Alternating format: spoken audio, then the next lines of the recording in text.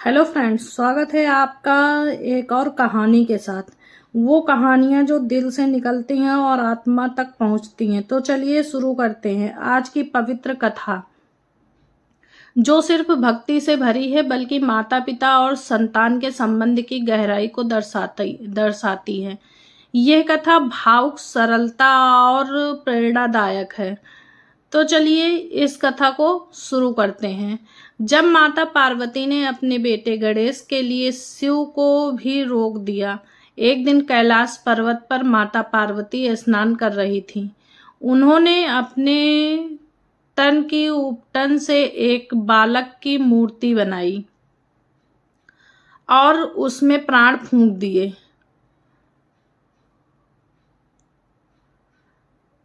तो वो बालक था गणेश। माँ ने उसे आदेश दिया, बेटा मैं स्नान कर रही हूँ, जब तक मैं बाहर ना आऊं किसी को अंदर ना आने देना, चाहे वो कोई भी हो। कुछ देर बाद शिवजी वहां पहुंचे। वो अपनी पत्नी से मिलने के लिए उत्सुक थे, लेकिन द्वार पर एक अनजान बालक ने उन्हें रोक दिया। आप अंदर नहीं जा सकते, गणेश ने दृढ़ स्वर में कहा। शिव ने पूछा, तू कौन है जो मुझे रोकता है? गणेश जी बोले, मैं माता पार्वती का पुत्र हूँ और माँ का आदेश सर्वोपरि है। शिव जी क्रोधित हो उठे। उन्होंने सोचा, ये बालक मुझे चुनौती दे रहा है। गणेश ने जब झुकने से इनकार किया तो अंत में शिव ने अपने त्रिशूल से उसका मस्तक काट दिया। जब माता पार्वती बाहर आई और यह दृश्य देखा, वो क्रोध में कांप उठी। हे शिव, ये मेरे हृदय का टुकड़ा था। मेरे पुत्र को आपने मार डाला।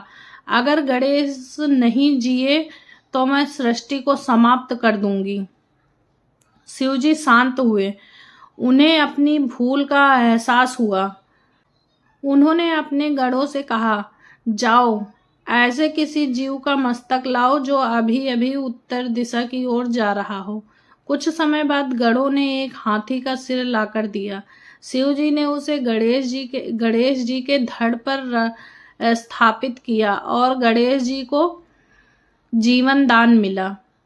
शिव बोले, आज से ये मेरा पुत्र भी होगा, ये प्रथम पूज्य होगा। सभी देवताओं में सबसे पहले इसकी पूजा होगी और इसका नाम होगा गणेश, गणों का ईश।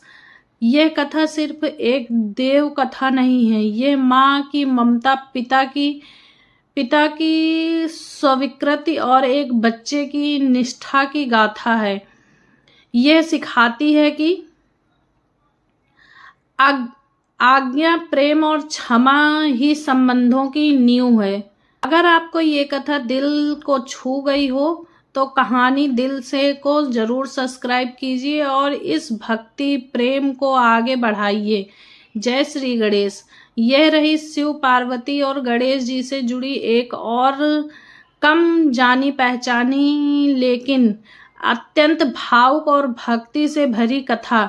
तो आइए उसको भी ध्यान लगाकर सुनते हैं। जब गणेश जी ने माँ पार्वती के बिना अन्न जल त्याग दिया, माता पार्वती कुछ कारणवश बहुत क्रोधित हो गई। उनका मन बहुत दुखी था और वो कैलाश पर्वत छोड़कर अपने मायके हिमालय पर चली गई। उनके जाने से पूरा कैलाश सूना हो गया, लेकिन सबसे ज्यादा दुखी हुआ एक नन्हा बालक जिसका नाम था गणेश।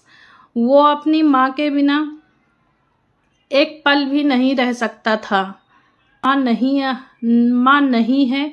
उसने रो रो कर शिव जी से पूछा, पिताजी मेरी माँ कहाँ है?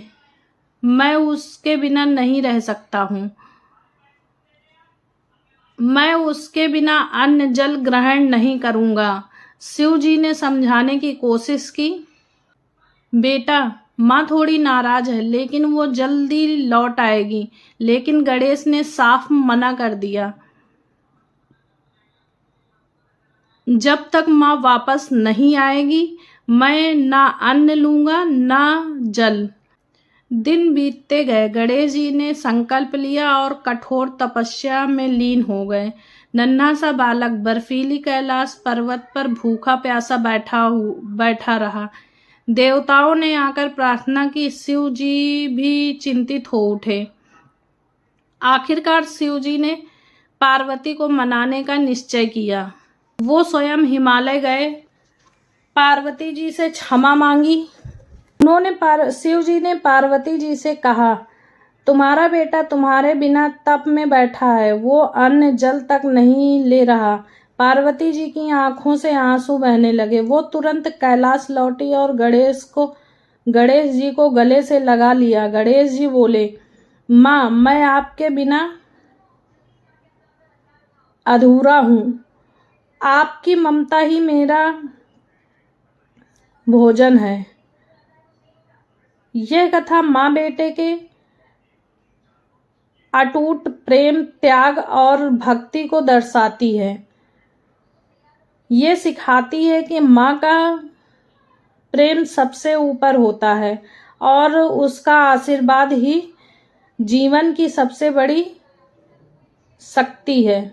अगर आपको यह कथा दिल से छू गई हो तो इसे हर माँ और हर बेटे तक जरूर पहुंचाइए और हमारे चैनल को सब्सक्राइब करना ना भूलना। जय गणेश जी।